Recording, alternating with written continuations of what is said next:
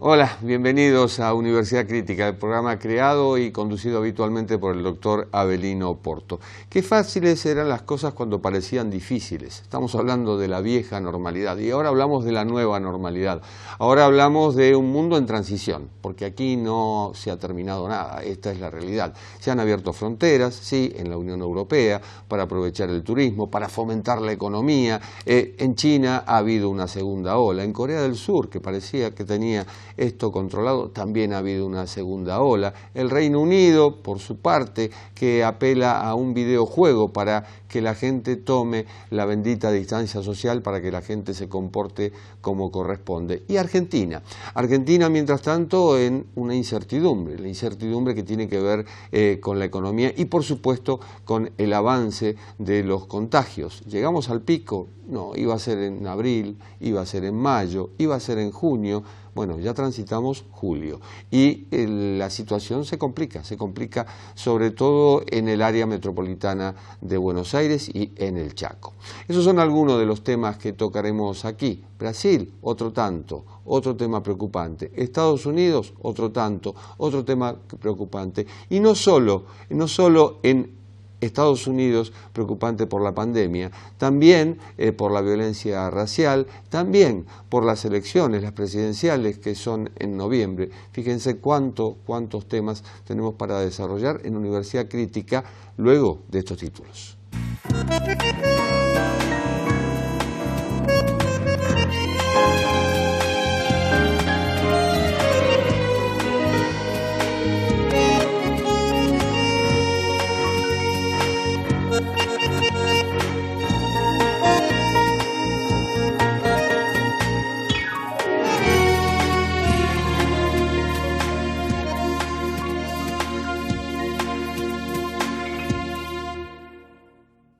Si hay una palabra clave de la pandemia es la incertidumbre. Incertidumbre por la salud, incertidumbre por la economía. La Unión Europea ha abierto las fronteras en sus 27 estados. Libre tránsito, pero cuáles son las consecuencias todavía no se sabe. Brasil y Estados Unidos han privilegiado la economía por sobre la salud. La Argentina ha privilegiado la salud, pero ¿qué pasa con la economía mientras tanto? Argentina es un país que no tiene ahorro, que no tiene crédito, que no tiene moneda y que está negociando su deuda externa. Le vamos a preguntar a Marina Dal Poyetto, economista, directora ejecutiva de EcoGo. Hola Marina, ¿cómo estás? ¿Qué tal? ¿Cómo estás? ¿Cuál es tu diagnóstico de la economía argentina en estas circunstancias? Sí, a ver, como dijiste vos, la palabra es la incertidumbre. La dinámica que viene teniendo el mundo en general y las economías desde principios de año sorprende por la velocidad de los acontecimientos. En enero el Fondo Monetario proyectaba un crecimiento de 3% de la economía global, en abril proyectaba una caída de 3%, y hoy proyecta una caída de 5%. Y la OECD te dice que el mundo va a caer 6 o 7,2, dependiendo de si hay o no hay segundo rebrote. En marzo, cuando el mundo se cierra y 90% de las fronteras se cierran y un tercio de la población global estaba en sus casas, tenés una corrida financiera que te generó un desplome en las bolsas, un desplome en los precios de los commodities, una salida de capitales muy fuerte de países emergentes. Y detrás de eso tenés un accionar muy rápido de los bancos centrales y de los estados para compensar los costos de la pandemia, y contracara de eso lo que tenés es una recuperación muy violenta de los precios de los activos financieros. Las bolsas vuelven prácticamente a los niveles previos y el resto de la región, que se había quedado directamente sin crédito, vuelve a colocar deuda en el mercado. Colocó Chile, Perú, Colombia, Uruguay, Trinidad y Tobago, Paraguay, etcétera. Entonces lo que digo es, la dinámica de los acontecimientos es muy rápida. Como decís vos, Argentina, a diferencia de otros países, primero priorizó la salud por sobre la economía, y los costos los estás viendo en términos de nivel de actividad. Y segundo, la capacidad que tiene el Estado para compensar los costos asociados a las decisiones de cerrar la economía son muchísimo menores en un país que no tiene moneda, no tiene crédito y no tiene ahorros. Esa inyección de liquidez de los bancos centrales no provino de aumentos de impuestos. ¿Cómo se sostiene el gasto de salud y el gasto de asistencia que tiene Argentina actualmente?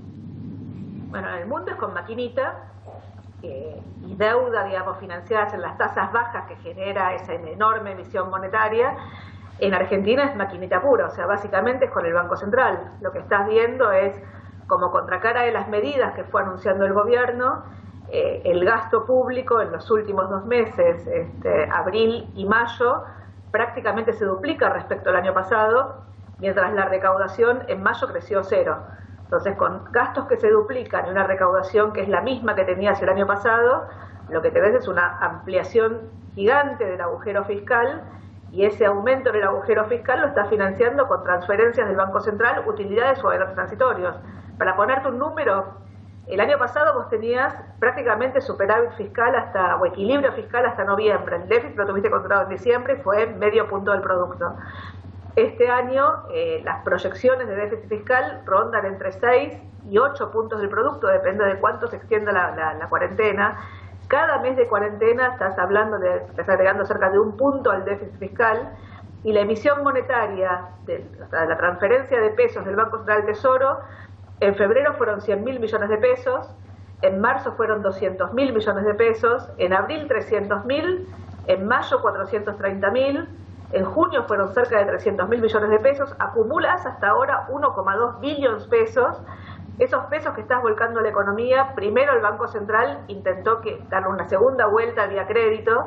Eso te generó la primera corrida en la brecha cambiaria, digamos, que tuviste entre fines de febrero, de marzo y principios de abril. El dólar pasó, el de contado con liquidación, de 90 a 120 y pico. Después tuviste una serie de controles por parte del Banco Central, la CNB, para tratar de limitar la dinámica de la brecha cambiaria. Y en simultáneo a eso, lo que tuviste del otro lado fue un Banco Central que empezó a absorber, empezó a retirar buena parte de esos pesos a través de los instrumentos de esterilización, que son LELIQs y PASES. Los pesos van a depósitos en los bancos, los depósitos están subiendo, los bancos están entregando esos pesos al Banco Central, y el Banco Central está procurando poner una tasa de interés a los pasivos, a los depósitos, con un mínimo de 30%. En este contexto de pandemia, donde hay un aumento en la demanda de pesos, una caída en la velocidad de circulación de los pesos, transitoriamente la tasa de inflación se mantuvo en la zona del 1,5% mensual, abril y mayo. Junio está dando algo abajo de 2%. O sea, todavía tenés una dinámica, como un equilibrio, si querés, inestable eventualmente, pero hay cierto equilibrio. La pregunta es cómo sigue esta historia en la medida que la cuarentena se vuelve a extender. Las medidas compensatorias probablemente se tengan que extender, y el agujero fiscal, en vez de ser los 6 puntos que uno proyectaba hace un mes atrás, probablemente esté más cerca de 7 u 8 puntos. Y entonces, de nuevo, la pregunta es cómo sigue esta historia. Si la cuarentena se extiende, en algún momento se va a tener que aflojar, y ahí de nuevo el trade-off entre salud y, ¿cómo se llama?, y economía, digamos, lo volvés a tener. El gobierno priorizó la salud de entrada, y hoy lo que lo diferencia del resto del mundo es que los casos en Argentina van bien por debajo de lo que ves en Perú, en Chile, en Colombia, en Brasil, en México, pero al mismo tiempo lo que te queda claro es que si vos no volvés a cerrar, es probable que ese pico de contagios lo tengas de todas formas y tengas el congestionamiento del sistema de salud con una economía muy dañada. Entonces el trade-off es permanente, y como dijiste antes, en simultáneo a esto tenés un país que está fuera del mercado de crédito, que está negociando su endeudamiento con este overhang monetario, con consecuencia de la financiación del agujero fiscal de estos meses. Bueno, la pregunta es cómo salís cuando además la propia política está agregándole cada vez más incertidumbre. Tasa de inflación baja, con una fenomenal caída del consumo, con cierres de pymes, cierres de comercios, es decir, todo negativo. ¿Cómo vislumbrás los próximos 6 meses, por hablar ya en Argentina de largo plazo? A ver, de nuevo, en la transición, pues lo que tenés es un índice de precios que da muy bajo por distintos motivos. Algunos los mencionamos, pero básicamente hay precios que no están. Hay una parte entera de la economía que no tiene precios. No tenés precios de cines, de teatros, de gimnasios, de restaurantes. O sea, hay precios que no se relevan, con lo cual no suben. Hay otros precios que están directamente regulados por la política, tienen que ver con las tarifas. Las tarifas son cerca del 9% del índice, que están congeladas. Con el barril de petróleo que había pasado a valores negativos en abril y todavía está en la zona de $38, la verdad es que no tenés demasiado margen para subir los precios de las naftas, y en el caso de la factura de gas y electricidad, los rezagos tarifarios que tenés hoy son menores, pero si las congelás, eventualmente, digamos, vas a tener una mayor incidencia en el agujero fiscal. Tenés otros precios, como los precios de los alimentos y buena parte de la canasta de consumo masivo, donde tenés una regulación férrea del gobierno sobre los precios, tenés precios cuidados que se congelaron en febrero y hoy se te vuelven a extender, con un gobierno que está de alguna forma mirando la dinámica de los costos. Y por otro lado tenés costos de las empresas con paritarias que se te están frenando en esta transición, pero que acumulan un aumento en lo que va del año, con precios que están congelados desde noviembre, básicamente antes del cambio de gobierno. Tenían márgenes en el arranque, pero esos márgenes están achicando. Las paritarias están, de nuevo, en gran medida contenidas en mitad de la pandemia, pero tenés por otro lado un aumento en los costos laborales como contracara de todas las medidas que tenés que tomar para poder abrir, digamos, en mitad de la pandemia, y los sectores que están cerrados tienen los mismos costos laborales pero sin poder vender, y al mismo tiempo lo que tenés es un tipo de cambio que con un gobierno que lo está moviendo con un crawling alrededor del 2,7% todos los meses, que te agrega presión de costos. Entonces, presión de costos con precios congelados, con tarifas congeladas, con precios que no están. Bueno, la pregunta es por dónde, digamos, se desarma esta olla a presión cuando además tenés una brecha cambiaria que está en la zona del 50% respecto a un tipo de cambio oficial que no está trazado, pero que de nuevo, digamos, que en un contexto de tipos de cambios múltiples, ¿no? Un dólar para la exportación, un dólar para la importación, bueno, lo que te está generando es un daño sobre el comercio, y un banco central que en vez de estar comprando dólares, estuvo vendiendo dólares, porque los importadores iban al Banco Central para llevarse los dólares y los exportadores demoran la liquidación de exportaciones. Para evitar esa venta de dólares, el Banco Central puso nuevas trabas, esas trabas te generaron un aumento en los precios de las importaciones. O sea, es una economía con una frazada corta de cuando te tapás la cabeza te destapas los pies, y donde mientras eso ocurre, digo, la inyección de pesos sigue creciendo.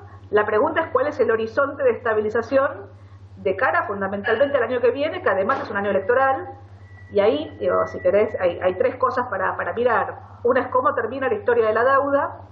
La segunda es cuál es la capacidad de la economía para que este desajuste fiscal que está justificado en este mundo particular, el año que viene avance una consolidación fiscal, porque lo que no podés es volver a emitir una masa de dinero como la que estás emitiendo este año, un año más, y que la gente se quiera quedar con los pesos.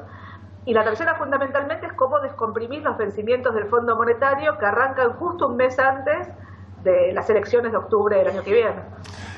La jefatura de gabinete tiene amplios poderes para reasignar partidas del presupuesto, pero resulta que no hay presupuesto 2020 y ya se está hablando del borrador del presupuesto 2021. ¿Cómo se explica esto? Sí, a ver, digo, Argentina está trabajando sin presupuesto, porque no se aprobó el presupuesto de este año. El presupuesto que se envió en septiembre del año pasado al Congreso quedó totalmente desarticulado, digamos, después de los movimientos financieros que tuvo la Argentina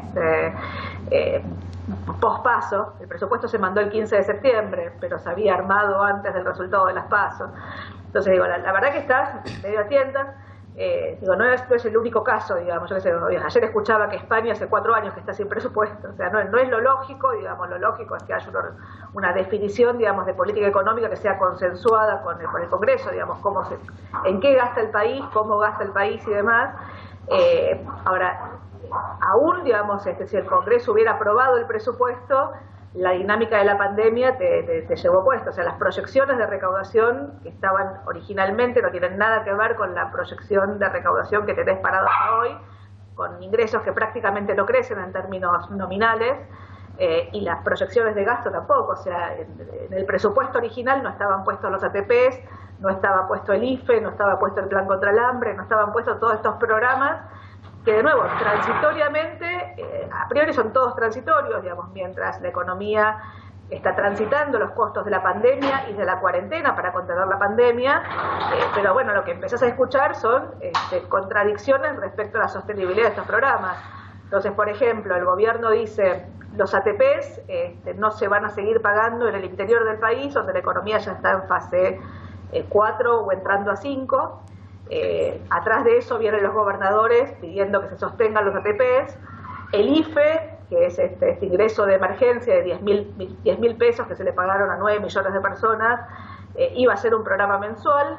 Como se tardó en ejecutar, está haciendo un programa bimensual, o sea, terminó de pagar la segunda cuota y se está avisando que se va a pagar una tercera, mientras por un lado se planifica que se va a eliminar una vez que la pandemia pase, del otro lado tenés algunos funcionarios del gobierno planteando un ingreso universal permanente.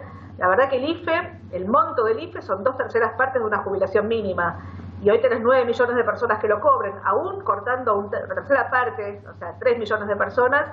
Estás hablando de un programa que en magnitud es similar a lo que fue la moratoria previsional, que terminó generando un aumento permanente en el gasto. Entonces, el principal problema es cómo se define la política fiscal hacia adelante en un contexto donde en vez de seguir agregando programas, vos tenés que de alguna forma recortar programas, y todo de cara a un año electoral. O sea, si Argentina sigue manteniendo un desequilibrio fiscal arriba de 5 puntos del producto el año que viene, dijimos que este año nosotros veníamos proyectando 6,5, pero con la extensión de la cuarentena es probable que terminemos en 7 u 8 puntos. Bueno, si el año que viene volvés a repetir o la corrección es marginal, bueno, digo, esa inyección monetaria, ese overhang monetario, te puede generar un descalabro macroeconómico significativo. Y en vez de que la economía rebote, contrastando contra niveles bajísimos de actividad, bueno, digo, condicionar ese rebote y entrar a un escenario de estanflación. Todos son paliativos y evidentemente esto es una circunstancia excepcional, lo que está viviendo el mundo en realidad. Pero si un extranjero, un inversor extranjero te pregunta ¿cuál es el plan?, ¿qué le respondes? Sí, el problema que vos te haces es que el gobierno, como me dijo alguien, es el gobierno hace un guiño a la izquierda para girar a la derecha, ¿no? Entonces la verdad que está en un zigzag donde va para un lado y va para el otro, y no hay hoy una hoja de ruta planteada por la política diciendo allá vamos. Es cierto que hay una situación de emergencia en la transición donde el gobierno, digamos, tiene como prioridad evitar las imágenes del congestionamiento de los sistemas de salud con los muertos que viste en Italia, España, Estados Unidos, ¿no? Nueva York. Esa te diría que es la prioridad número 1 de puesta del gobierno hoy. Ahora, el punto es cómo se desactiva la cuarentena, porque digo, la contracara de seguir extendiendo la cuarentena es que tenés empresas que están más agotadas, en la medida que no te permiten la flexibilización desde el punto de vista del empleo ni de los salarios. Hay alguna negociación salarial a la baja en sectores que están cerrados, pero no direccionada por el gobierno. O sea, el gobierno, si querés, asumió los beneficios de cuidar la salud, pero no asumió la distribución de los costos de ese cuidado de la salud. Y entonces, de nuevo, hay mucho margen, creo yo, para estabilizar, partiendo de precios relativos más alineados y un sector externo que ajustó. Argentina tiene superávit en cuenta corriente, pero ese margen para estabilizar, si no tenés una consolidación de las cuentas fiscales, va a pasar de largo. O sea, va a traer de nuevo un problema, digamos, de aceleración inflacionaria, que en algún momento va a requerir un programa. Entonces, la verdad es que no se ve hoy. El margen está y uno tiende a pensar que la política lo va a priorizar. De hecho, fíjate que la negociación de la deuda, el gobierno fue con una negociación lenta, onerosa, que terminó en un primer fracaso de la primera propuesta. Cuando parecía que se pateaba el tablero, se vuelve a la mesa de negociación, y ya van 2 veces que parece que se patea el tablero y se vuelve a la mesa de negociación. O sea, el gobierno quiere cerrar la deuda, al mismo tiempo se sigue dilatando y ya van 7 meses de negociación para un gobierno que había ganado las elecciones prácticamente en agosto del año pasado. Lo mismo el acuerdo con el fondo. O sea, necesariamente vas a tener que sentarte en la mesa de negociación con el fondo, porque al Fondo Monetario le tenés que empezar a devolver los 44.000 millones de dólares que te prestó a partir de septiembre del año que viene, 2022 y 2023. No hay forma de que Argentina devuelva eso, con lo cual vas a tener que ponerte de acuerdo con el fondo en cómo te lo refinancia. Ahora, esa refinanciación va a requerir un programa. Bueno, ese programa, de nuevo, hoy no está. ¿Cuál es la probabilidad de que lo tengamos que negociar en el año electoral? O sea, cuanto antes se negocie, más margen hay para que eso ocurra.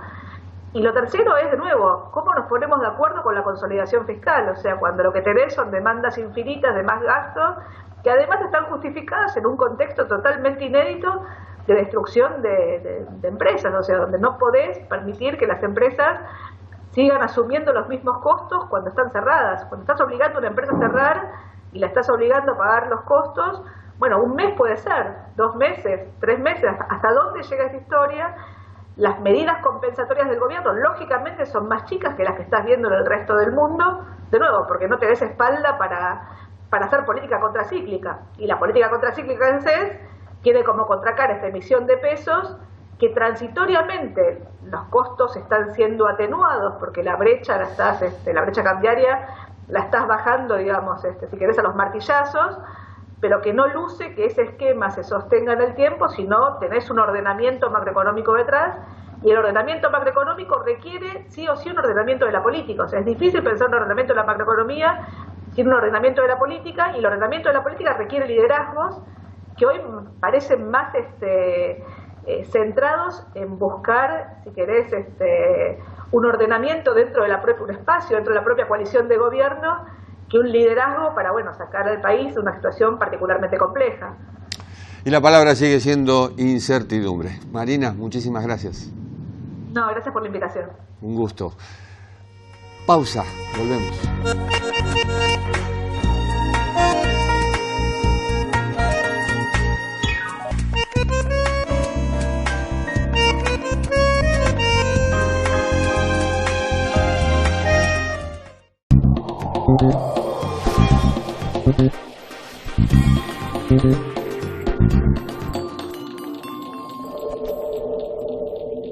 Universidad de Belgrano. Baja la aplicación V Mobile a tu celular.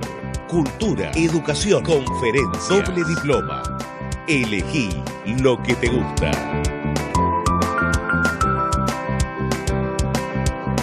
Formamos ciudadanos del mundo.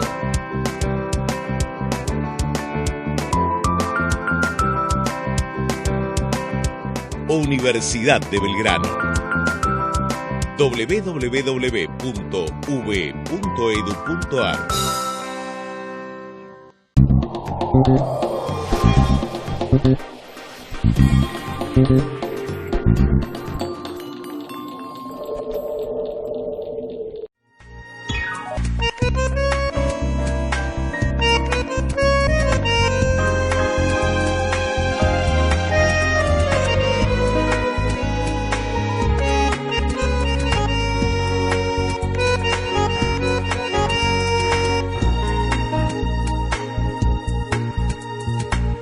¿Qué pasa en Europa mientras tanto? ¿Qué pasa en el Reino Unido, que por ahora sigue formando parte de la Unión Europea, sobre todo después del Brexit?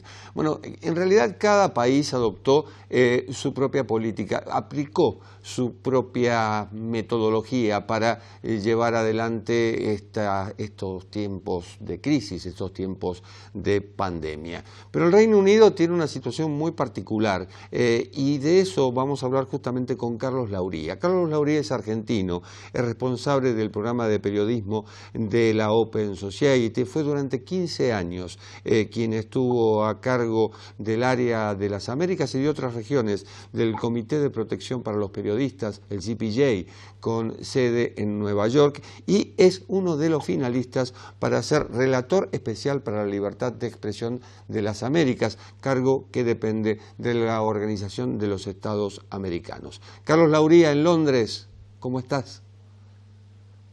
Hola Jorge, un gusto saludarte, estoy muy bien, gracias. Bueno, me alegro mucho porque sé que has pasado justamente por esta enfermedad. Sí, lamentablemente, como sabes, en el Reino Unido es el país de Europa con mayor cantidad de muertos y números de infectados por coronavirus.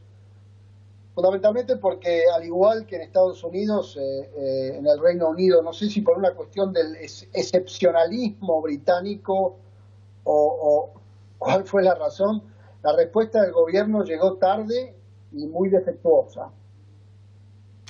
El gobierno de Boris Johnson recién determinó comenzar con una cuarentena muy estricta a partir de la tercera semana de marzo.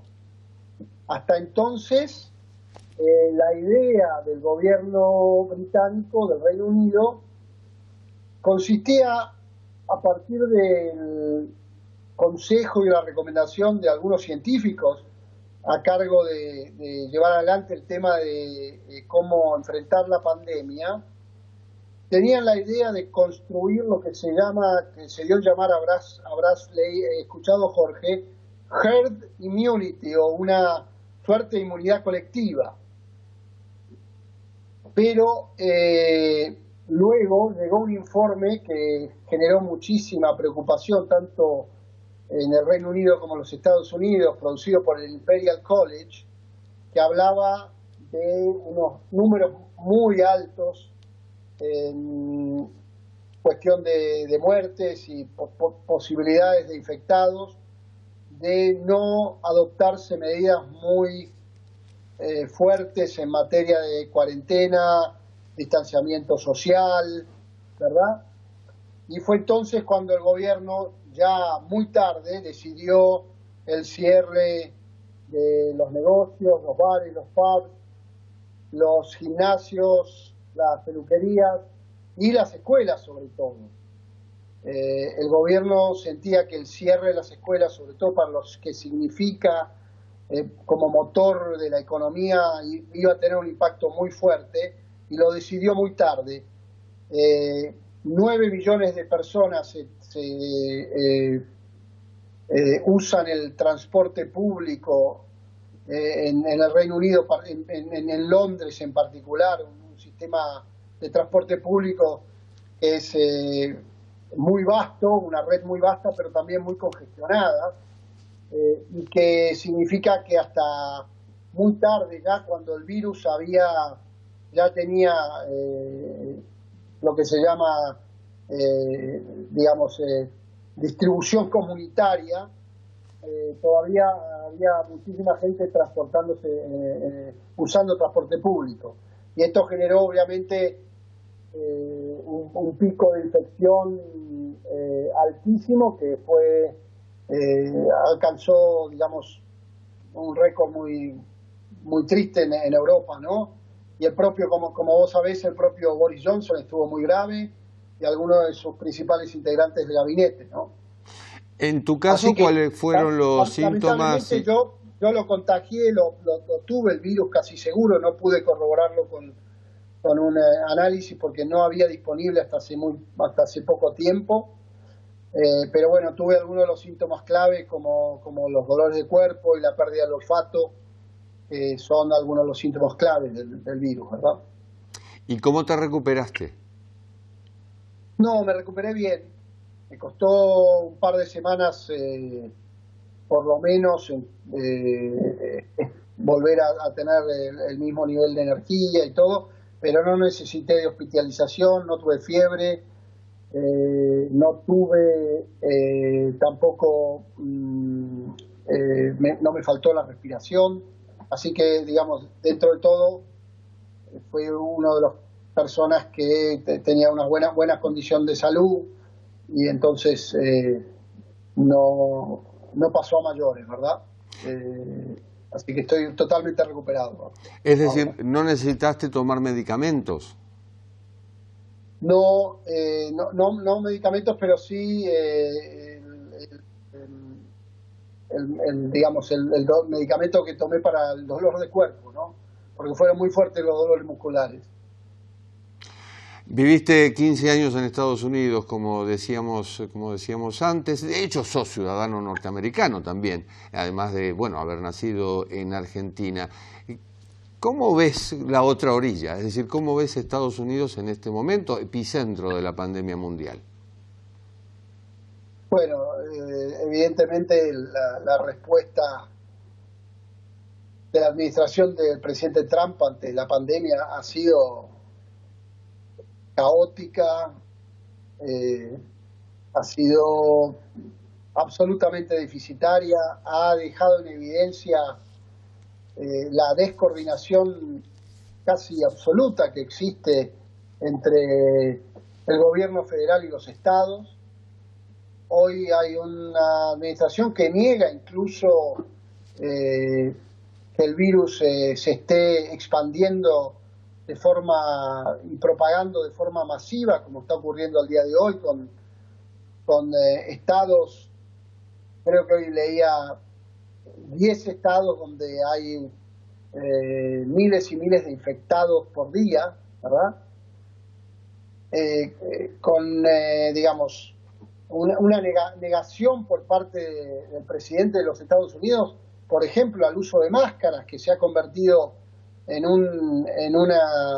se ha politizado el uso de la máscara, que está comprobado que no solo sirve para cuidarse uno, sino para cuidar a la gente de su propia comunidad. Ha sido y sigue siendo, digamos, un ejemplo de total descoordinación y falta de liderazgo en ese país, ¿no? Me parece que, si bien nadie se atreve a decir actualmente que, digamos, Trump puede perder una reelección o su intento de ser reelegido, hay muchos análisis que hablan de que sería la pandemia y no el candidato demócrata en caso de perder, el que sería, digamos, el elemento, el factor fundamental para el resultado de la elección, ¿no? Porque además en muchos sectores, incluso del Partido Republicano, ¿no? y sectores que lo han apoyado, las encuestas marcan hoy, sobre todo en esos estados donde se decide la elección, diferencia de 2 dígitos, ¿no? Cualquier cosa puede pasar, pero teniendo en cuenta, digamos, la respuesta del gobierno y la negación a reconocer lo que está ocurriendo en la actualidad, uno puede ver que esto, digamos, puede tener consecuencias decisivas para la contienda electoral, Jorge. En Estados Unidos existe la tradición de que los medios de comunicación, especialmente los impresos, den su impresión o den su apoyo directamente a tal o cual candidato antes de las elecciones a través de su principal editorial. Trump, con esto de fake news y demás, ha demostrado que puede estar más allá de los medios de comunicación tradicionales y que, bueno, tiene algunos que son los más cercanos y son los que parece que lo apoyan. Hay otros que están totalmente en contra. ¿Hay una suerte de periodismo sesgado en esta materia? Te digo, de un lado y del otro. Bueno, sí, esto lamentablemente, digamos, es algo que creo que vos has podido comprobar desde cuando, desde tu época de corresponsal en Estados Unidos, era lo que ocurría un poco en América Latina a partir del surgimiento de Chávez, ¿no? A comienzos de los 2000, y cómo se fue produciendo esta polarización, esa división tan marcada entre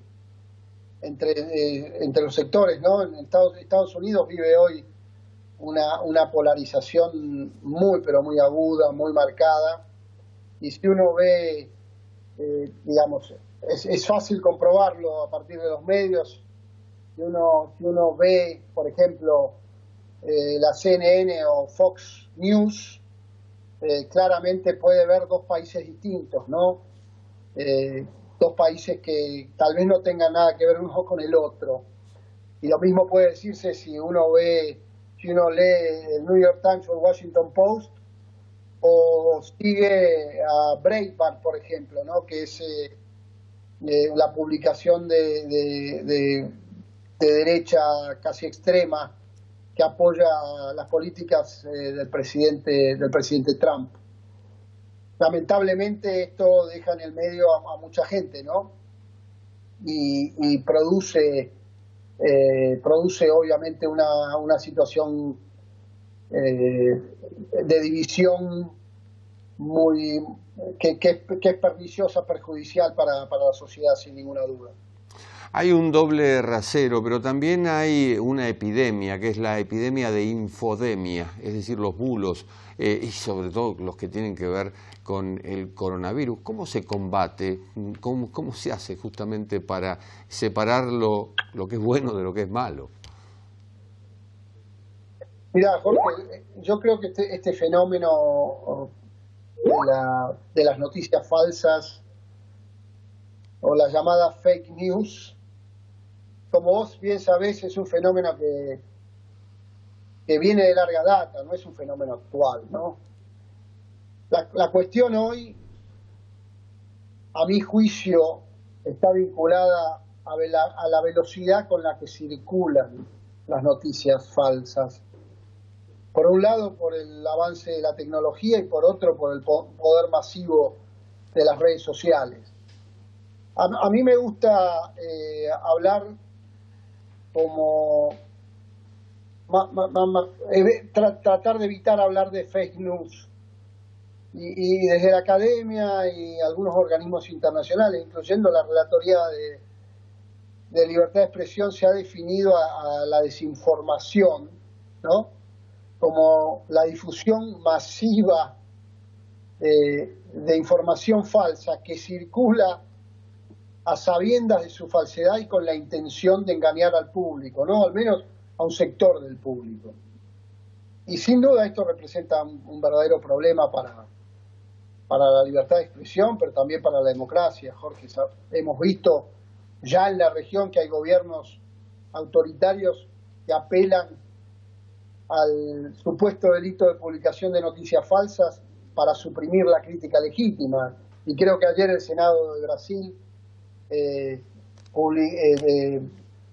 aprobó una muy polémica ley de fake news, ¿no?, que justamente busca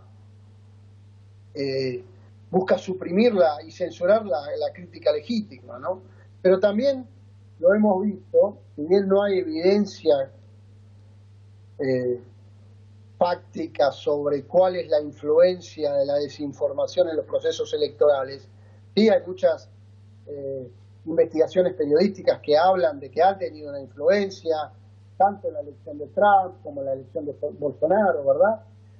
Pero en lo que no hay duda, sí, digamos, no se sabe cuál es en realidad la influencia decisiva, si ha tenido una influencia decisiva en esos procesos eleccionarios, pero lo que no hay duda es que erosiona la legitimidad de las elecciones y además distorsiona la esfera pública, principalmente por dos razones.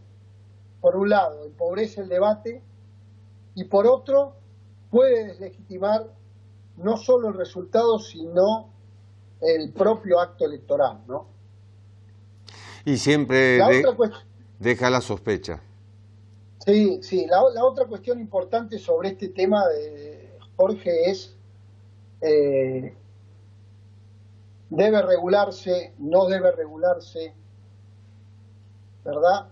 Este es un tema que incluso se lo plantean organizaciones, la relatoría. Creo que la regulación plantea serios interrogantes y no hay consenso sobre cómo hacerlo.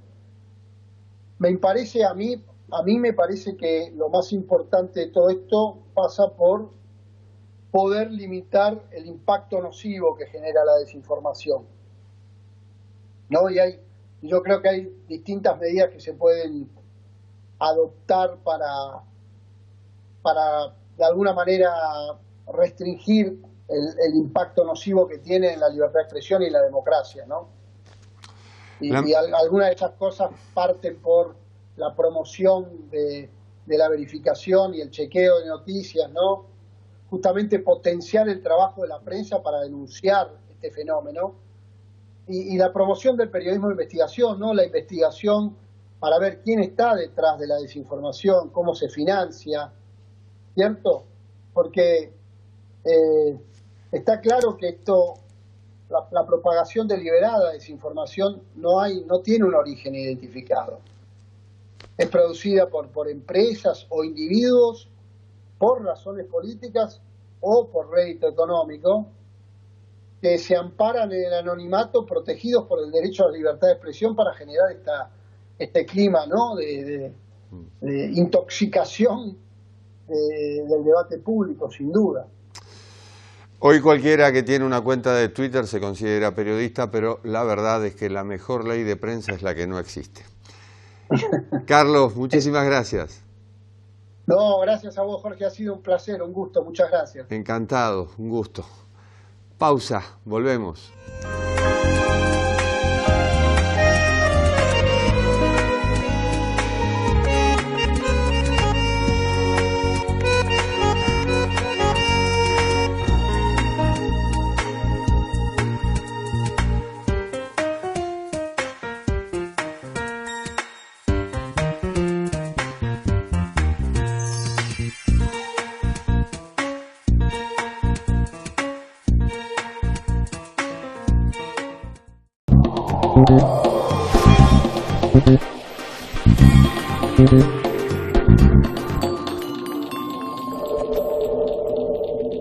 Universidad de Belgrano. Baja la aplicación V Mobile a tu celular. Cultura, educación, conferencias, doble diploma. Elegí lo que te gusta.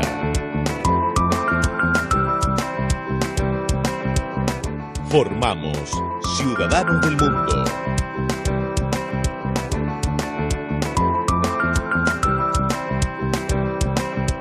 Universidad de Belgrano. www.uv.edu.ar.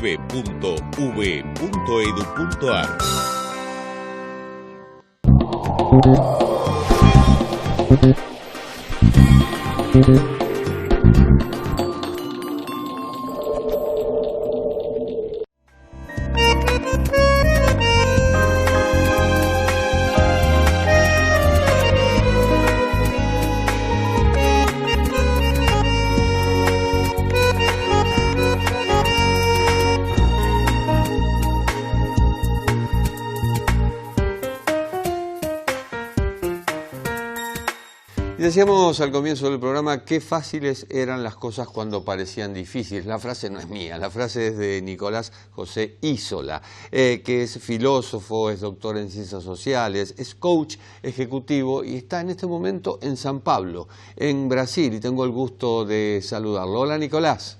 Hola, Jorge, ¿cómo estás? Un placer estar con vos. Qué privilegiados éramos antes, ¿eh? No nos dábamos cuenta, pero teníamos un montón de cosas, entre ellos la libertad, que es algo muy importante y que me parece que muchos volvimos a valorizarla. ¿Cómo está la situación en San Pablo, una ciudad tan populosa y bueno, en Brasil en general? Mirá, estamos cerrando la semana con 1,4 millones de infectados, de contagiados y 60.000 muertos. Aquí en el estado de San Pablo hay 15.000 muertos, o sea, uno de cada 4 ha muerto aquí en este estado y 300.000 infectados. Lo problemático es que hay varias ciudades, por lo menos 13 ciudades de Brasil, que tienen el 80% de sus camas de terapia intensiva cubiertos. Y el problema es que ya no son esas ciudades del norte que ya podíamos preverlo, que son ciudades más pobres, como Natal o Acre, sino que ahora, por ejemplo, se alistan también Florianópolis o Porto Alegre, que son ciudades del sur, y que ya llegaron a un nivel de camas ocupadas bastante grande. Algunas ciudades están al 100%, y mismo así están generando los intendentes, los prefeitos, la reabertura, lo cual espera que ponga más en tensión todavía al sistema estatal de salud, ¿no? Estamos hablando del Estado, quizá de un nuevo rol del Estado en algunos países, en otros, digamos que una profundización del Estado en la vida pública. Como coach ejecutivo, ¿qué le decís al empresario, aquel que en este momento está padeciendo una crisis y sí o sí debe reinventarse, supongo? Yo creo que los empresarios que van a sobrevivir son aquellos que al comienzo de la crisis empezaron a tomar algún tipo de modificaciones en su forma de entablar el diálogo con la gente y de comprender lo que iba a acontecer con el negocio. Ahora es crucial entender que la virtualidad ganó una dimensión muy grande. Aquí en San Pablo muchas compañías están empezando a hacer home office y que el home office se quede directamente. Para eso también les va a servir les va a servir para tener menos costos laborales, pero sobre todo lo que hay que pensar es que esto puede volver a ocurrir y en qué medida estamos preparados para esas crisis. En uno de los artículos que yo escribí con Andrés Hatum en La Nación, lo que decía era que muchas veces se habla en las compañías de crisis, de disrupción, y realmente muchos quedaron muy mal parados porque hablaban de crisis como, bueno, algunos cambios, y esto se los llevó puestos. De modo que tenemos que aprender a que esto pueda volver a ocurrir y cómo estamos parados para ser lo mayormente flexibles que se pueda, ¿no? ¿Estamos preparados para el cambio en el modelo de trabajo? Yo creo que no, creo que nos creíamos mucho más modernos y éramos mucho más analógicos, ¿no? Y eso se vio en cómo algunas compañías demoraron mucho en instalar la virtualidad y tuvieron problemas, como muchos negocios no supieron cómo encarar ese cambio, de modo que ahora creo que empieza un momento también de modernización para aquellos que no pudieron hacerlo hasta ahora, para pensar de aquí a 10 años, donde la inteligencia artificial va a ganar una preponderancia enorme y donde la virtualidad va a ir unido a ello, obviamente, cómo entablar lo que vendrá, que va a ser sin dudas crítico para todos los sectores en general. Estábamos modernizados, pero efectivamente, como bien decís, no éramos modernos. Creo que tampoco lo somos ahora. ¿Cuál es el papel del líder en esta transición? Bueno, es central. Algunas compañías, por ejemplo, me tocó dialogar con CEOs que trabajan, por ejemplo, en temas de ventas, y se dieron cuenta de que nunca le habían preguntado a quienes compraban sus recursos sobre sus familias, sobre cómo estaban, y a raíz de la pandemia, como se acabaron las ventas, se acabó todo tipo de diálogo porque no habían logrado personalizar, lograr customizar con ese tipo de gente. Entonces, el buen líder siempre lo fue, pero ahora quedó mucho más en claro que es aquel que escucha a su gente, que está en contacto directo con lo que les está pasando, que camina por las oficinas y que está pensando en el mañana y no en clave de hoy. Un poco la pandemia marcó cómo el cortoplacismo fue derribado, y quien no está pensando de aquí a 5 años en términos tecnológicos, en términos de funcionalidad, en términos de mercado, queda atrás. Hay estadísticas que abruman. Antes de la pandemia, 1 de cada 4 en el mundo tenía un empleo en relación de dependencia, creo que para lo que nosotros fuimos formados, es decir, para trabajar en relación de dependencia.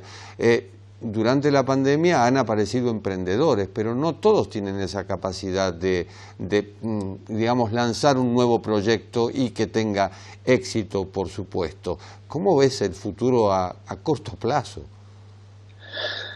Bueno, yo creo que vamos hacia un nivel de autonomismo, digamos, de muchas personas que trabajaban en compañías y que ahora van a terminar siendo lo que nosotros llamamos en Argentina autónomos, y me parece que eso pone mucho en jaque la propia individualidad de cómo somos capaces de generar empatía con los demás, de generar motivación con los demás y de lograr vender esos productos que nosotros tenemos, sea cual sea, servicios o productos en sí, en las redes sociales, en Internet, y cómo eso redunda también para nosotros en un crecimiento personal.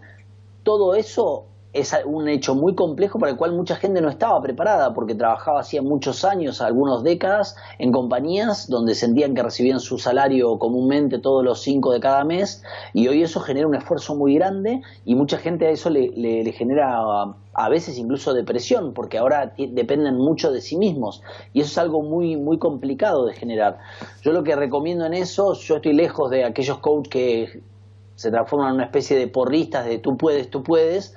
Lo que es importante es encontrarle un sentido profundo a eso que hacemos, y si eso realmente nos llena, nos completa, y podemos encontrar la vuelta para que otros le encuentren ese sentido, ¿no? Porque si no, uno termina haciendo un cambio muy cosmético, un maquillaje para conseguir sobrevivir, y eso dura poco tiempo. El confinamiento hoy es forzado, pero en algún momento va a ser una elección. ¿Crees que va a haber una mayoría que elija este modelo de teletrabajo?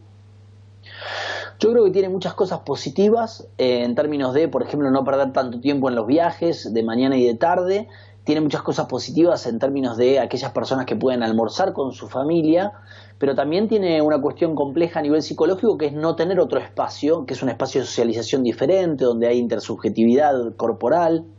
Entonces, depende mucho de la personalidad. Hay gente que se lleva muy bien con el teletrabajo y gente que necesita efectivamente salir de su casa para encontrarse con otros, para tener otro espacio, porque le cuesta mucho ese límite, ¿no? Esa frontera entre la familia y el trabajo.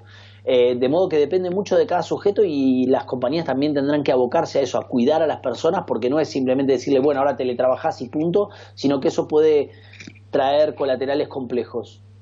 En muchas compañías se ha demostrado que el modelo recreativo al estilo Google, es decir, crear un campus para los trabajadores los fines de semana y demás, no funcionó porque no había satisfacción, es decir, no había satisfacción con el trabajo en sí. ¿Esto puede modificarse también?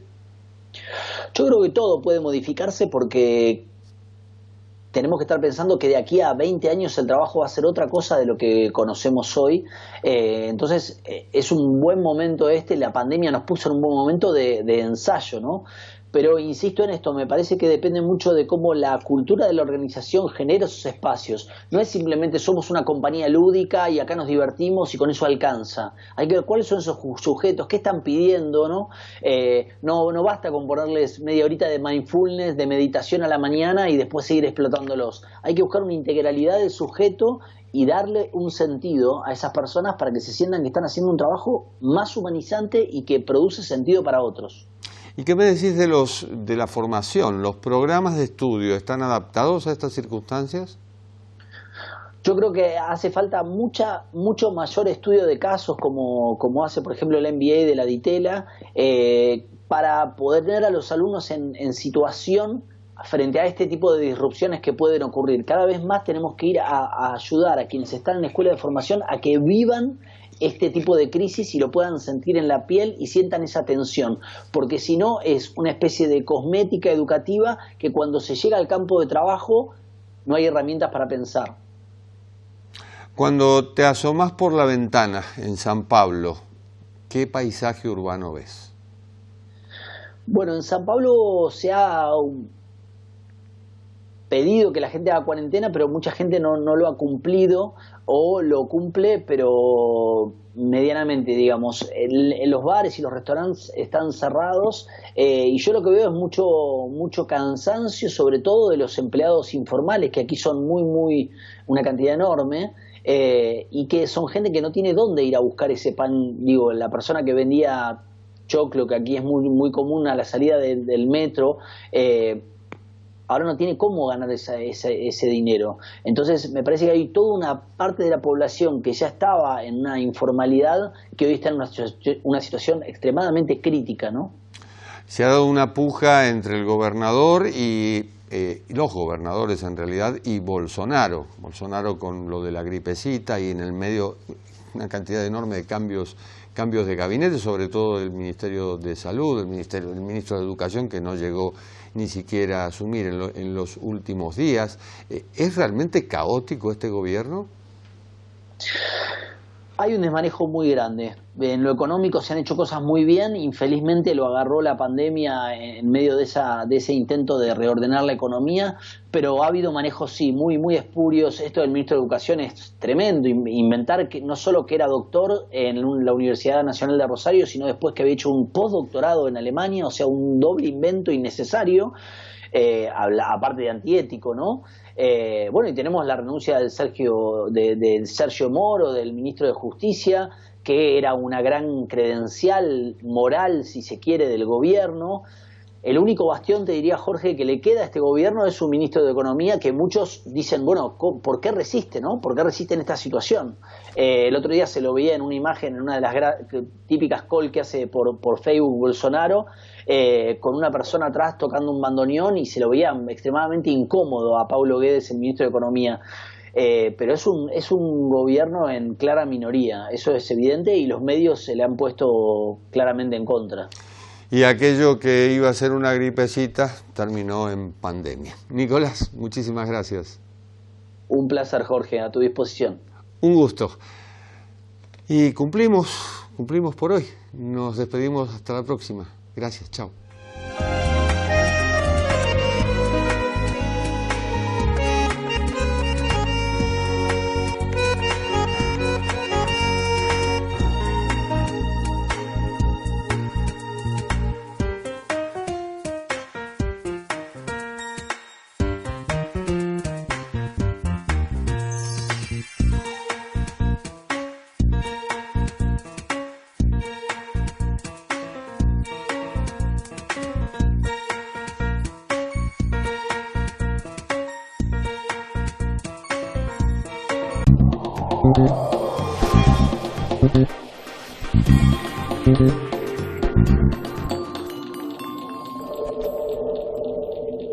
Universidad de Belgrano. Baja la aplicación V Mobile a tu celular. Cultura, educación, conferencias, doble diploma. Elegí lo que te gusta.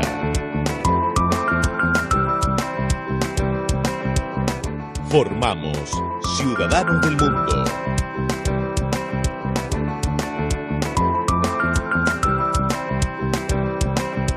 Universidad de Belgrano.